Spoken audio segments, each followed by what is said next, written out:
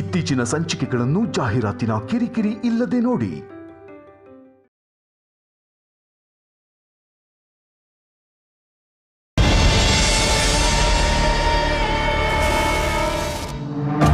ಸ್ವಲ್ಪ ಸಮಾಧಾನ ಮಾಡ್ಕೊಳ್ಳಿ. ದೆಸೆ ತಿರ್ಗೋ ದಿನ ಹತ್ರದಲ್ಲೇ ಇದೆ. ಆಗ ನಾನೇ ನಿಮ್ಗೆ ಆಫರ್ ಮಾಡ್ತೀನಿ. ದುಡ್ಡು ತಂದು ಕೊಡೋ ಅಂಥ ವಸ್ತುನ ಆಲ್ರೆಡಿ ಬ್ಯಾಗಲ್ಲಿ ಹಾಕೊಂಡು ಬಂದಿದ್ದೀನಿ.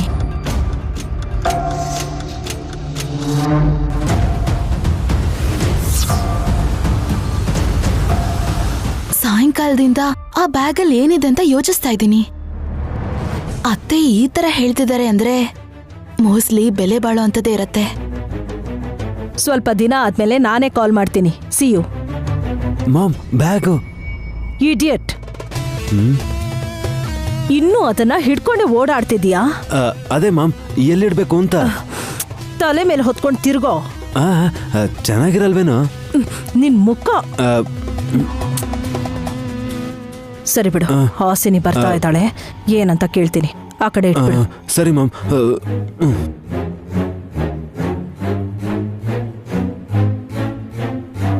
ಹಾಯ್ ಅತ್ತೆ. ಅತ್ತೆ, ನೀವಿಬ್ರು ಫ್ರೀ ಇದ್ದೀರಾ? ಏನು ಹೇಳು. ಸ್ವಲ್ಪ ಗಾಯತ್ರಿನ ಎತ್ಕೊಳ್ತೀರಾ? ಏನ್ರಿ, ನೀವ್ ಗಾನವಿನ ಎತ್ಕೊಳ್ಳಿ.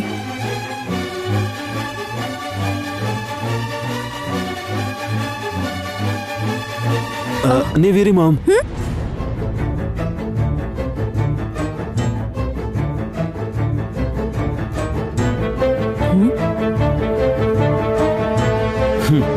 ಯಾರ್ದ್ಯಾರ್ದೋ ಮಗುನ ನೀವ್ಯಾಕೆ ಎತ್ಕೋತೀರ ಮಾಮ್? ಹಾ, ನಿಮ್ಮಮ್ಮ ಏನಾದ್ರು ಮೈಸೂರು ಅರಮನೆ ಮಹಾರಾಣಿನಾ?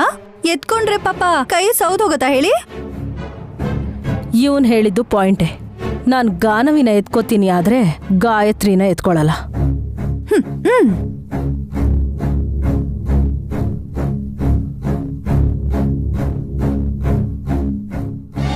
ಅವ್ರು ಹೊರಗಿನವ್ರ ತರ ನೋಡ್ತಿದಾರೆ ಅಂತ ನೀನ್ ಬೇಜಾರ್ ಮಾಡ್ಕೊಬಿಡ ಗಾಯತ್ರಿ. ಇಲ್ಲಿ ಬಾಮ್ಮ. ಎಕ್ಸ್ಕ್ಯೂಸ್ ಮೀ, ಫೋನ್ ಬಂತು. ಹಲೋ, ಹೇಳೋ. ಬಂದೆ. ಎಷ್ಟು ಬ್ಯುಸಿ ಅನ್ನೋರಾಗ ಹೇಗ್ ಹೋದ್ರು ನೋಡಿದ್ರಾ? ಎಂತದೂ ಇರಲ್ಲ, ಬರೀ ಸುಳ್ಳೆ. ಸರಿ ಬಿಡು, ಇವ್ರ ಅಮ್ಮ ಎಲ್ಲಿ? ಕೆಲ್ಸ ಎಲ್ಲ ಮುಗಿಸ್ಕೊಂಡ್ ಬರ್ತೀನಿ ಅಂತ ಹೇಳಿದ್ಲು ನೈನಿ. ಸ್ವಲ್ಪ ಹೊತ್ತು ಎತ್ಕೊಳ್ಳಿ, ಒಳ್ಳೆ ಎಕ್ಸರ್ಸೈಸ್ ಆಗುತ್ತೆ. ಯಾವಾಗ್ಲೂ ತಿನ್ನೋದು ಮಲ್ಗೋದೇನಾ? ನೀನ್ ಬಾಯಿ ಮುಚ್ಕೊಂಡಿರ್ತೀಯಾ? ಇಬ್ರು ಮಕ್ಕಳನ್ನ ಒಂದೇ ಸಮನೆ ಎತ್ಕೊಳಕ್ ಆಗಲ್ಲ ಅಂದ್ಮೇಲೆ ಒಬ್ರನ್ನ ಕೊಟ್ಟು ಬರ್ಬೇಕು. ಹಾಗಾದ್ರೆ ಗಾನವಿನ್ ಕೊಟ್ ಬನ್ನಿ. ನಿನ್ ಹತ್ರ ಮಾತಾಡೋಕ್ಕಿಂತ ಆ ಕೆಲ್ಸ ಮಾಡೋದೇ ಉತ್ತಮ. ಆವಾಗವಾಗ ನಿಮ್ಮನ್ ಎತ್ಕೊಳ್ಳೋ ಕೆಲ್ಸ ಹೇಳಿದ್ರೇನೆ ಇವರು ಹದ್ಬಸ್ದಲ್ಲಿ ಇರ್ತಾರೆ ಗಾಯತ್ರಿ.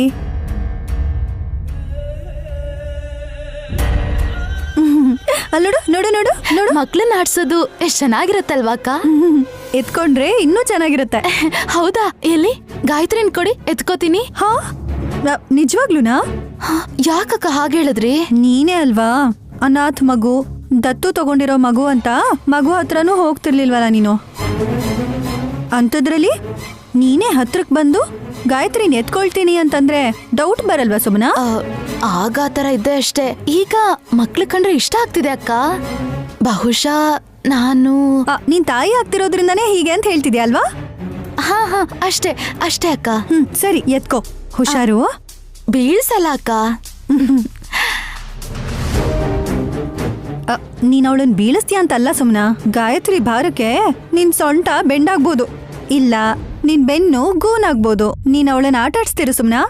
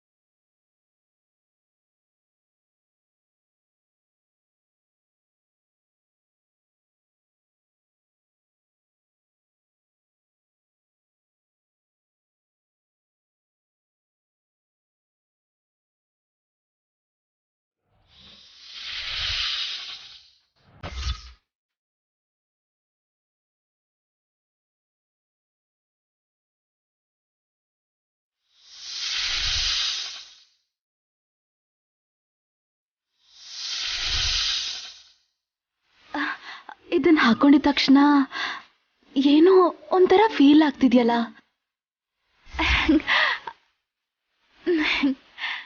ಮಿರರಲ್ಲಿ ನೋಡಿದ್ರೆ ಹೇಗ್ ಕಾಣಿಸ್ತೀನಿ ಅಂತ ಗೊತ್ತಾಗತ್ತೆ.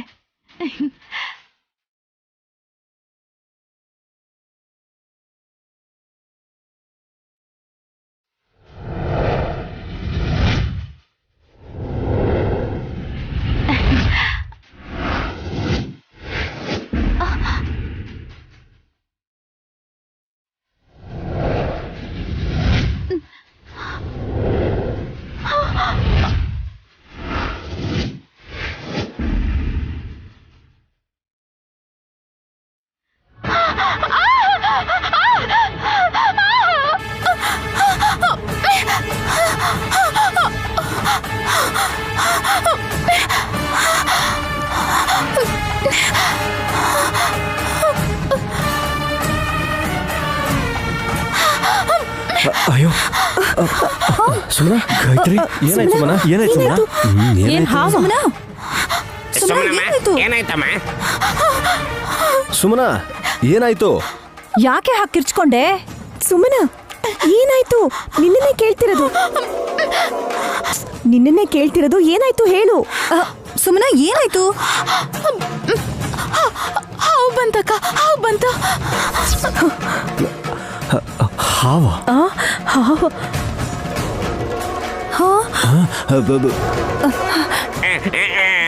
ಎಲ್ಲಿದ್ಯಮ್ಮ? ಹಾವೆಲ್ಲಿ? ಎಲ್ಲ ಹರಿದಾಡ್ತಿದೆ ಸುಮನ? ಮೈ ಮೇಲೆ, ನನ್ ಮೈ ಮೇಲೆ. ಏನೋ ಮೈ ಮೇಲ?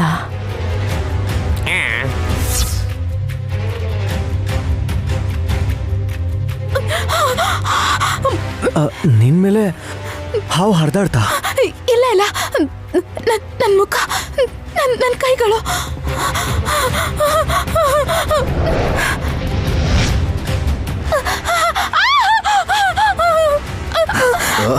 ಸುಮನಾ, ಏಯ್ ಮತ್ತೆ ಯಾಕೆ ಕಿರ್ಚ್ಕೋತಿದ್ಯಾ? ತುಂಬಾ ಹೆದರ್ಕೊಂಡಿದ್ದಾಳೆ ಅನ್ಸುತ್ತೆ. ಗಾಯತ್ರಿನ ಎತ್ಕೋತೀನಿ ಅಂತ ಹೇಳಿ ಅವಳೇ ಬಂದು ಎತ್ಕೊಂಡ್ಲು. ಅಷ್ಟ್ರಲ್ಲಿ ಏನಾಯ್ತೋ? ಗಾಯತ್ರಿನೂ ಏನೋ ಇಟ್ಕೊಂಡಿರೋ ಹಾಗಿದೆ.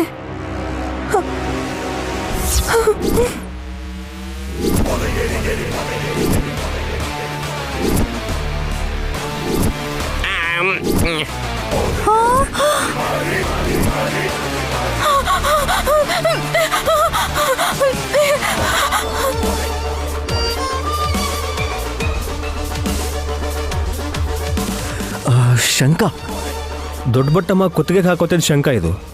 ಇಲ್ಲಿಗೆ ಹೇಗೆ ಬರೋಕ್ಕೆ ಸಾಧ್ಯ? ಇದನ್ಯಾರು ಹೊರಗೆ ತೆಗ್ದಿದ್ದು? ಕೊಡಿಲ್ಲ ಅದನ್ನ.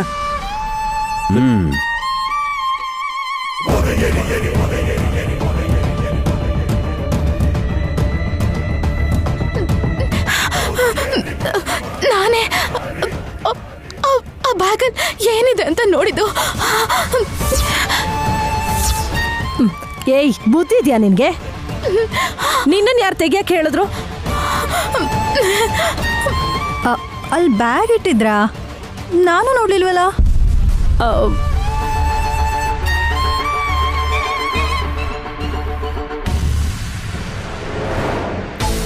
ಅತ್ತಿಗೆ ಮಧ್ಯಾಹ್ನ ಆ ಬ್ಯಾಗನ್ನೇ ಹಿಡ್ಕೊಂಡಿದ್ರಲ್ಲ. ಆಗ ಯಾರು ಕೇಳಿಲ್ಲ, ಇವರು ಹೇಳಿಲ್ಲ.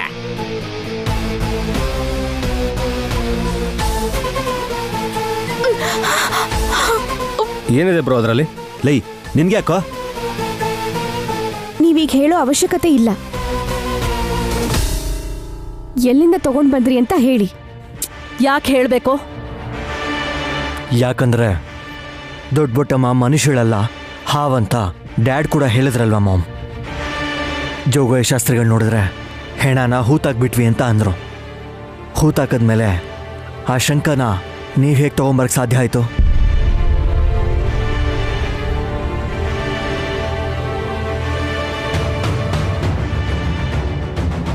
ಅಗತ್ತೆಗಿದ್ರಾ?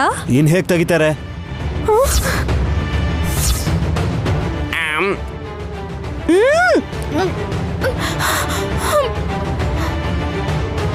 ಏಯ್ ನೀನ್ ಬಾಯಿ ಮುಚ್ಕೊಂಡಿರು.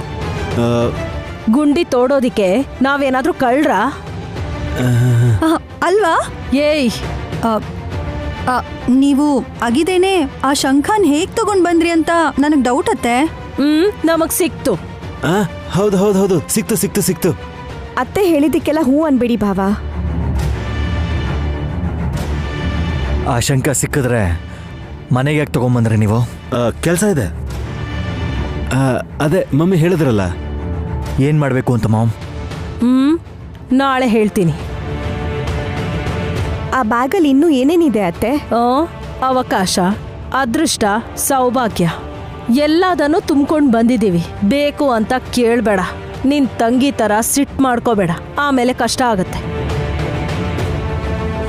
ತಗೋ ಬಾರೋ. ಸರಿ ಮಾಮ್.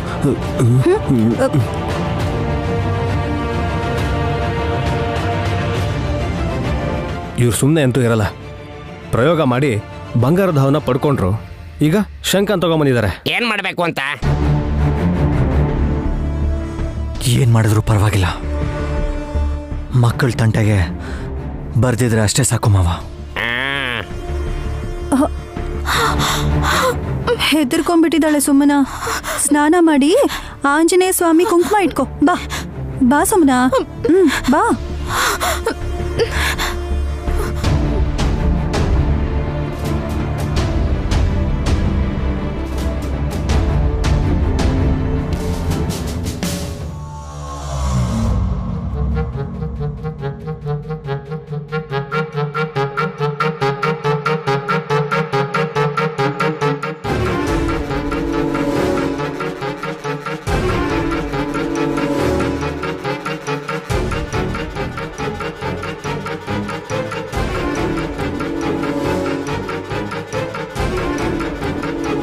ಓಹೋ, ಕನ್ನಡಿ ಮುಂದೆ ಕೂತ್ಬಿಟ್ಟಿದ್ಯಾ? ಕ್ರೀಮ್ ಹಚ್ಕೊಳ್ಳೋದ್ರಿಂದ ನಿನ್ ಗ್ಲಾಮರ್ ಏನ್ ಇದ್ದಕ್ಕಿದ್ದಂಗೆ ಜಾಸ್ತಿ ಆಗಲ್ಲ. ಈ ಕ್ರೀಮ್ ಹಚ್ಕೋತಿರೋದು ಅದಕ್ಕೋಸ್ಕರ ಅಲ್ಲ ಬಿಡಿ. ಮತ್ತೆ ಯಾಕೋ? ಹುಳ ಹುಪ್ಟಿಗಳು ನನ್ ಮೈ ಮೇಲೆ ಯಾವ್ದು ಬರಬಾರ್ದು ಅಂತ.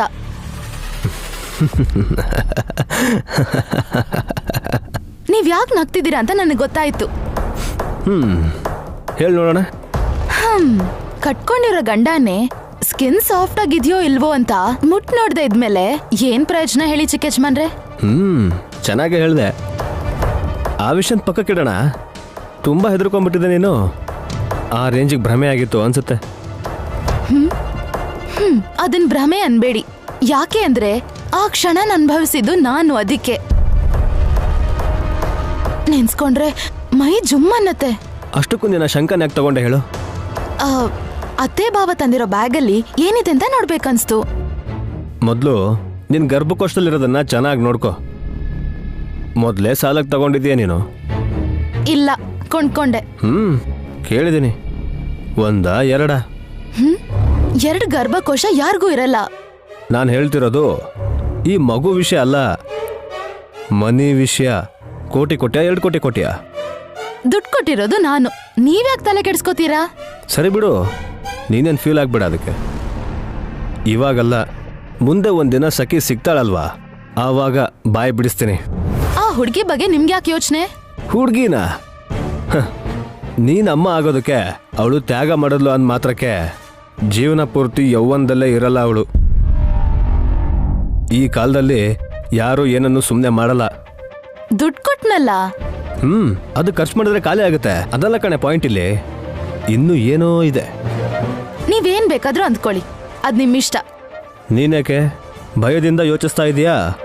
ಹಾವು ನಿನ್ಮೇಲೆ ಹರಿದಂಗೆ. ಹರಿಲಿಲ್ಲ. ಎಷ್ಟು ಸಲ ಹೇಳಿ ನಾನು ನಿಮ್ಗೆ?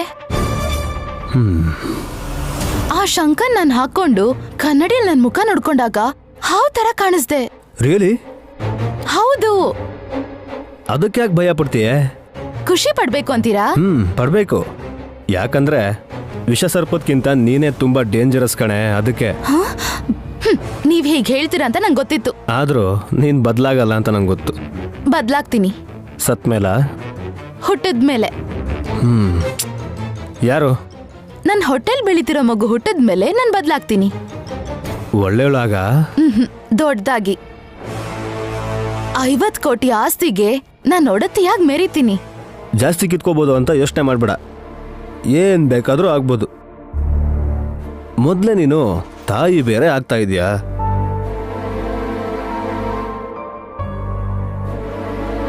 ಹೌದು, ತಾಯಿ ಆಗ್ತಿದ್ದೀನಿ. ದುಡ್ಡೂ ಇಲ್ಲ, ಆಸ್ತಿನೂ ಇಲ್ಲ. ಮಗು ಹುಟ್ಟಿದ್ಮೇಲೆ ಎಲ್ಲ ಬರತ್ತೆ.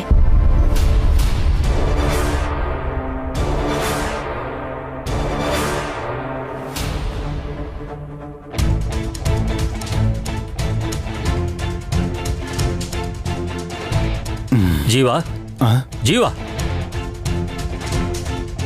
ಏನಾಯ್ತು ಸ್ವಾಮಿ, ಕೋಪದಲ್ಲಿದ್ದೀರಾ? ದೊಡ್ಡ ಬೊಟ್ಟಮ್ನ ಹೂತಿರೋ ಕಡೆ ಹುತ್ತ ಇರುತ್ತೆ ಅಂತ ಹೇಳಿದ್ಯಲ್ಲ. ಹೌದು ಸ್ವಾಮಿ, ಹೇಳ್ದೆ. ಆ ಹುತ್ತನ ತಿಲೋತ್ತಮ ಅವರು ವಲ್ಲಭ ಅವರು ಒಡೆದಾಕಿದಾರಂತೆ. ದೊಡ್ಡ ಬೊಟ್ಟಮ್ಗೆ ಏನಾಯ್ತೋ ಏನೋ ಅಂತ ನನಗೆ ಗಾಬರಿ ಆಗ್ತಾ ಇದೆ. ಅವರು ಹುಷಾರಾಗಿ ಮನೆ ಸೇರಿದ್ರ ಸ್ವಾಮಿ? ಹಾ, ಅವರು ಹುತ್ತ ಒಡೆದು ಪೊರೆ ಮತ್ತು ಶಂಕನ ತಗೊಂಡೋಗಿದ್ದಾರೆ ಅಂತ ಗೊತ್ತಾಯ್ತು. ಅಂದ್ರೆ ಆಗ ಹುತ್ತದಲ್ಲಿ ಹಾವಿರ್ಲಿಲ್ಲ ಅನ್ಸುತ್ತೆ. ಅವ್ರಿಗೆ ಅದರ ಅಗತ್ಯ ಏನಿದೆ ಅಂತ ಕೇಳ್ತಿದ್ದೀನಿ.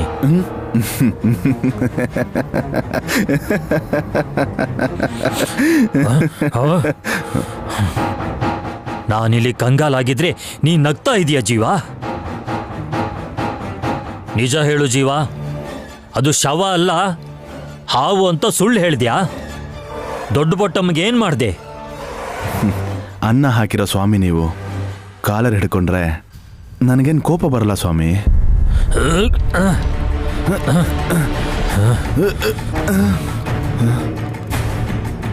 ಹೋಗಿ ಹೋಗಿ ನಿನಗೆ ಅನ್ನ ಕೊಟ್ಟು ನಿನ್ನೂ ಕೂಡ ಗಾಯತ್ರಿ ತರ ಮಗು ಅಂತ ಪೋಷಣೆ ಮಾಡಿದ್ನಲ್ಲೋ ಜೀವ. ಯಾರಿಗೆ ಅನ್ಯಾಯ ಮಾಡೋದಕ್ಕೆ ಅವ್ರು ಹೀಗೆಲ್ಲ ಮಾಡ್ತಿದ್ದಾರೆ? ನೀನು ಆಸ್ಪತ್ರೆಯಲ್ಲಿ ಬರೀ ಡ್ರೈವರ್ ಅಲ್ಲ, ಮಾಟ ಮಾಡೋ ಮೋಸಗಾರ. ಸ್ವಾಮಿ ಸಮಾಧಾನ, ಸ್ವಾಮಿ ಸಮಾಧಾನ. ಈ ಅಮ್ಮವ್ರನ್ನ ನಾಯನಮ್ಮ ವಿಶಾಲಾಕ್ಷಮ್ಮ ಅಂತಾರೆ, ನೀವು ಪರಮೇಶ್ವರಿ ಅಂತೀರ. ನಾನು ಅಣ್ಣಮ್ಮ ಅಂತೀನಿ. ನಾವೆಲ್ಲರೂ ನಂಬೋ ಆ ದೇವಿ ಮೇಲೆ ಪ್ರಮಾಣ ಮಾಡಿ ಹೇಳ್ತಾ ಇದ್ದೀನಿ ಸ್ವಾಮಿ. ದುಡ್ಡಿಗೆ ಕೆಟ್ಟ ಕೆಲಸ ಮಾಡೋವಂಥವನೇ. ಆದರೆ ಯಾವತ್ತಿಂದ ನನ್ನ ಆ ವಿಶಾಲ್ ಸಾರು ಅಣ್ಣ ಅಂತ ಕರೆಯೋ ನಾಯನಮ್ಮ ಮಗನ ಥರ ನೀವು ಕಾಪಾಡಿದ್ರೋ ಅವತ್ತೇ ನನ್ನ ಕೆಟ್ಟತನನ ಬಿಟ್ಬಿಟ್ಟೆ ಸ್ವಾಮಿ. ಹಾಗಿದ್ರೆ ಇದೆಲ್ಲ ಏನು? ತಿಲೋತ್ತಮ ಮತ್ತು ಅವ್ರ ಮಗ ಹುತ್ತ ಹೊಡೆದಾಕಿ ಶಂಕನಾಗಿ ತಗೊಂಡ್ರು. ನಮ್ಮೆಲ್ರಿಗೂ ತಾಯಿಯಾಗಿರೋ ಆ ದೇವಿ ಆಣೆಯಾಗು ಸ್ವಾಮಿ. ನಾನು ಹೇಳಿಲ್ಲ, ನೀವು ಹೇಳ್ದಂಗೆ ಮಾಯಾ ಮಂತ್ರ ಏನಾದರೂ ಗೊತ್ತಿರೋರು ಮಹಾತ್ಮರೋ ಅವ್ರಿಗೆ ದಾರಿ ತೋರಿಸಿರ್ತಾರೆ. ಶಂಕ ಇಟ್ಕೊಂಡು ಮಕ್ಕಳ ಭವಿಷ್ಯ ಜಾತಕ ಹೇಳ್ಬೋದಲ್ವಾ? ಅವ್ರೇನಾದ್ರೂ ಗಾಯತ್ರಿ ಕೈ ಮೇಲಿಟ್ರೆ ತನ್ನ ಶತ್ರು ಬಗ್ಗೆ ತಿಲೋತ್ತಮಂಗೆ ಗೊತ್ತಾಗೋಗುತ್ತಲ್ವಾ? ಹೌದು ಸ್ವಾಮಿ, ಆದರೆ ಹುತ್ತದಿಂದ ಹೋಗಿರೋ ಆ ನಾಗಮ್ಮ ಅಂದರೆ ದೊಡ್ಡ ಬೊಟ್ಟಮ್ಮ ಸುಮ್ಮನೆ ಇರೋದಿಲ್ಲ ಸ್ವಾಮಿ. ಸೇಡ್ ತೀರ್ಸ್ಕೊತಾಳೆ. ಆ ಶಂಕಕ್ಕೋಸ್ಕರ ಹೋರಾಡ್ತಾಳೆ. ಅದನ್ನ ಮುಟ್ಟೋರನ್ನ ಅವಳು ಕಚ್ತಾಳೆ. ಅಂದ್ರೆ ತಿಲೋತ್ತಮ ಅವ್ರಿಗೆ ಹೋಗಿ ಕಚ್ಚುತ್ತಾ? ಹಾವು ಬಂದಾಗ ಆ ಶಂಕ ಯಾರ ಕೈಲಿರುತ್ತೋ ಅವ್ರನ್ನ ಕಚ್ಬಿಡುತ್ತೆ ಸ್ವಾಮಿ. ಶಂಕದ ವಿಷಯ ಬಿಡು, ಆದ್ರೆ ಆ ಪೊರೆ ವಿಷಯ ಏನು ಹೇಳು.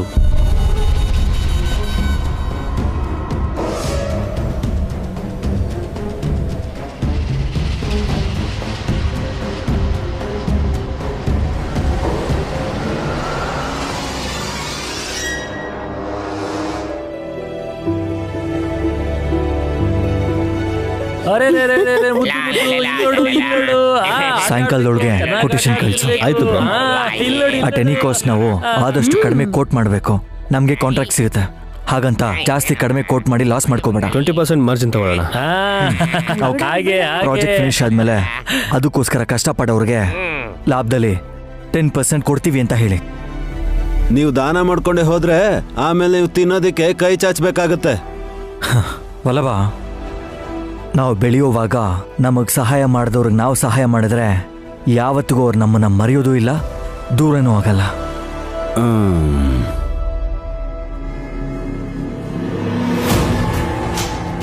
ಏನ್ ಸುಮನಾ, ಓಕೆನಾ? ನಿಮ್ ಬಿಸ್ನೆಸ್ ಲೆಕ್ಕ ನನ್ಗೇನ್ ಗೊತ್ತಾಗತ್ತೆ? ಥಿಯೇಟರ್ಗೆ ಎಂಟ್ರ್ ಕೂಡ ಆಗಿಲ್ಲ. ಇವಳೇನ್ ಹೇಳ್ತಾಳೆ? ಅದ್ರ ಬಗ್ಗೆ ನಾನು ಕೇಳಿಲ್ಲ ಅದಕ್ಕೆ. ಇವಳಿಗೆ ತಲೆ ತಿರುಗೋದು ಮತ್ತೆ ಫೈಂಟ್ ಆಗೋದು ಇಂಥ ಸಿಂಪ್ಟಮ್ಸ್ಗಳು ಯಾವುದೂ ಇಲ್ವಾ ಅಂತ.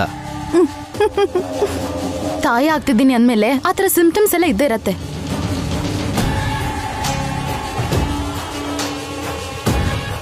ಚಿಕ್ಕ ಮಾತೆ, ನೀವು ತಾಯಿ ಆಗ್ತಿರೋದ್ರಿಂದ ಆ ಥರ ಆಗ್ಲಿಲ್ಲ.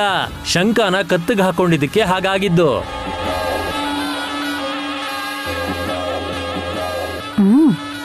ದೊಡ್ಡ ಬಟ್ಟಮ್ಮ ಮನುಷ್ಯರಲ್ಲ ಹಾವು ಅಂತಂದ್ರಿ. ನೆತ್ತಿ ಮೇಲೆ ನಾಗಮಣಿ ಇರತ್ತೆ ಅಂತ ಕೇಳಿದ್ದೆ, ಆದ್ರೆ ಕುತ್ತಿಗೆಗೆ ಶಂಕ ಹಾಕೊಂಡ್ ತಿರ್ಗಾಡೋ ಹಾವಿದೆ ಅಂತಂದ್ರೆ ಚಿತ್ರ ವಿಚಿತ್ರವಾಗಿದ್ಯಪ್ಪ.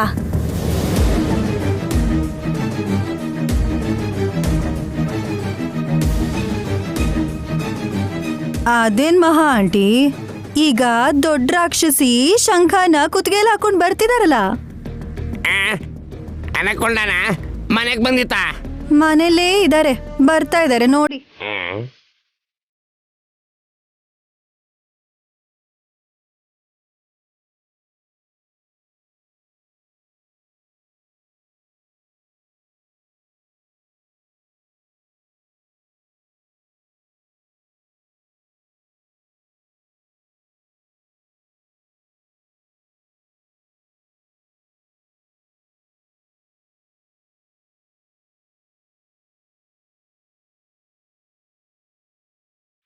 ಆ ಶಂಕನ ನನ್ನ ತಂಗಿ ಕತ್ತಿಗೆ ಹಾಕೊಳ್ತಿದ್ದ ಹಾಗೆ ಮೈ ಮೇಲೇನೋ ಬಂದ ಹಾಗೆ ಜೋರಾಗಿ ಕಿರ್ಚ್ಕೊಂಡ್ಲು.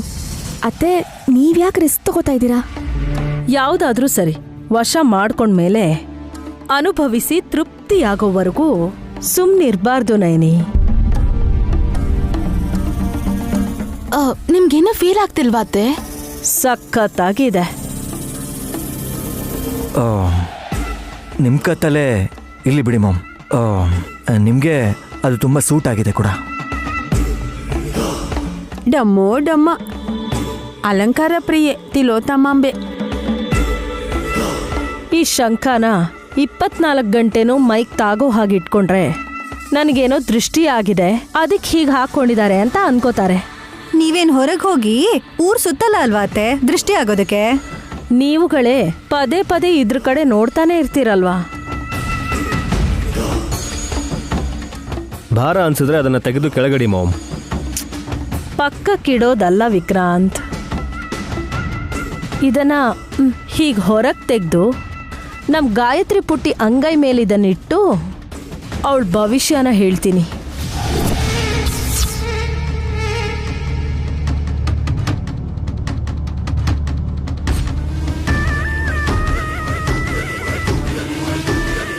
ಅಂಬಾ ಶಿವಶಂಭೋ. ಡಮ್ಮೋ ಡಮ್ಮ, ನೀನ್ ಸುಮ್ನೆ ಇರಪ್ಪ. ಪ್ರತಿಯೊಂದಕ್ಕೂ ಅಂಬಾ ಅಂತ ಯಾಕೆ ಕಿರ್ಚ್ಕೋತ್ಯಾ? ಘೋರ ನಡೆಯುತ್ತೆ ಅಂತ ಮಾತೆ. ಏನಾಗುತ್ತೆ? ಏನ್ ಬೇಕಾದ್ರೂ ಆಗ್ಬೋದು.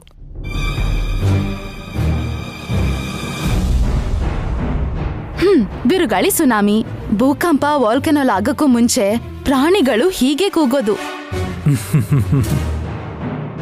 ಪಾಪ ನಂದೀಶಂಗ್ ಯಾಕ ಮಾತಾರಂತ್ಯ? ಪರವಾಗಿಲ್ಲ ಸ್ವಾಮಿ, ಆ ಪಶುಪತಿ ವಾಹನ ನಾನು ಏನಂದ್ರೂ ಸಹಿಸ್ಕೋತೀನಿ.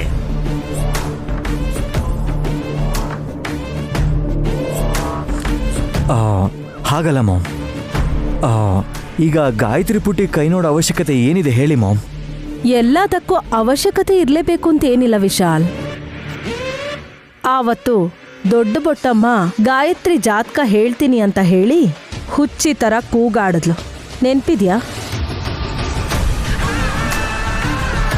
ಮಾನಸಿಕವಾಗಿ ಡಿಸ್ಟರ್ಬ್ ಆದವರು ಕೆಲವೊಂದ್ಸಲ ಹಾಗೆ ಮಾಡ್ತಾರೆ.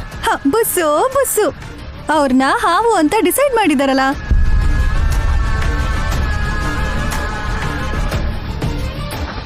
ಯಾರು ಗೊತ್ತಕ್ಕ?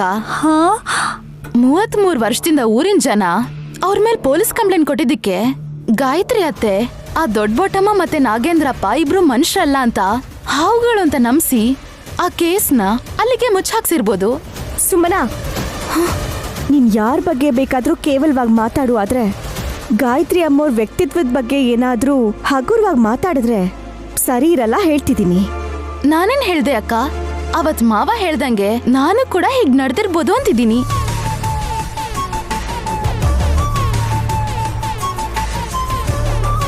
ಆ ಗಲಾಟೆ ಯಾಕೆ? ಬೊಟ್ಟಮ್ಮ ಹಾವಾದ್ರೇನು ಕಪೆ ಆದ್ರೇನು? ಅಷ್ಟೇ ಬಿಡಿ. ನಮ್ಮ ಅತ್ತೆ ಜಟ್ಕಾ ಬಂಡಿ, ನನ್ ಗಂಡ ಎತ್ತು. ಏಯ್, ಆದ್ರೆ ಏನು ಅಂತ ಅನ್ಕೊಳ್ಳೋದು. ನಿಮ್ ಮಗ ಹೇಳ್ದಾಗೆ ಅತ್ತೆ. ಈಗ ಸಾಕು, ನೀನ್ ಬಾಯಿ ಮುಚ್ಚು. ನಿನಗ್ ಸರಿಯಾಗಿ ಮಾತಾಡಕ್ಕೂ ಬರಲ್ಲ. ಇವ್ರಿಗೆ ಸರಿ ಕೇಳ್ಸೋದು ಇಲ್ಲ. ದುರಂದರ, ಗಾಯತ್ರಿನ ಎತ್ಕೊಂಡ್ ಬಾ, ನಾನು ಅವಳ ಕೈ ನೋಡ್ತೀನಿ. ಸರಿ ಅತ್ಗೆ. ತುಂಬಾ ಚೆನ್ನಾಗಿದೆ ಅಂತ ಗುರುಗಳು ಹೇಳಿದ್ರಲ್ವಾ ಅತ್ತೆ? ಬಾ ಬಾ ಬಾ ಬಾ ಕಂದ.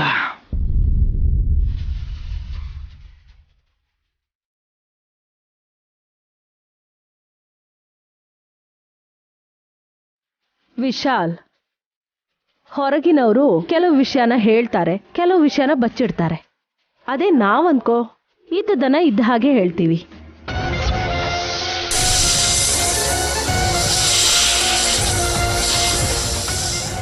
ಇವಳೇ ನಮ್ಮಮ್ಮ ಗಾಯತ್ರಿ ಅಂತ ಗೊತ್ತಾಗ್ಬಿಟ್ರೆ ದ್ವೇಷದಲ್ಲಿ ಅಸೂಯೆ ಪಟ್ಟು ಏನ್ ಬೇಕಾದ್ರೂ ಮಾಡ್ತಾರೆ. ಈಗೇನ್ ಮಾಡ್ಲಿ ನಾನು?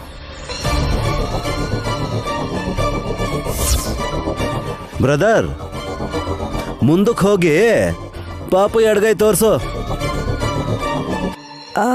ಅತ್ತೆ ಖುಷಿ ಆಗುತ್ತೆ ಅಂದ್ರೆ ನೋಡ್ಲಿ ಬಿಡಿ ಯಜಮಾನ್ರೆ. ನೋಡ್ಬೋದು ನೈನಿ, ಆದ್ರೆ ಈಗ ಅವೆಲ್ಲ ಯಾಕೆ ಅಂತ.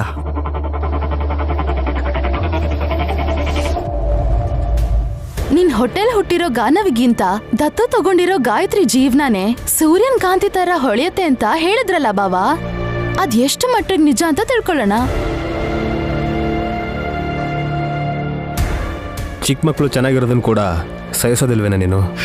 ನೀವ್ ಹಾಗ ಅನ್ಕೊಂಡ್ರೆ ಏನು ಮಾಡಕ್ಕಾಗಲ್ಲ. ಒಂದ್ ನಿಮಿಷ ಸುಮ್ನಿರಿ, ನಾನ್ ನೋಡ್ತೀನಿ. ಗಾಯತ್ರಿ, ಎಡಗೈ ಚಾಚಿ ಕಪಾಳಕ್ಕೊಂದ್ ಬಾರ್ಸಮ್ಮ. ಏಯ್, ಏನೇ ಚಿಕ್ಕ ಮಗು ಕೈಲು ಓಡಿಸ್ತೀಯಾ? ಹಾ, ಹಸುಗೂಸ್ ಹೊಡೆದ್ರೆ ಒಳ್ಳೇದಾಗತ್ತಂತೆ. ಕೈ ಚಾಚು ಗಾಯತ್ರಿ.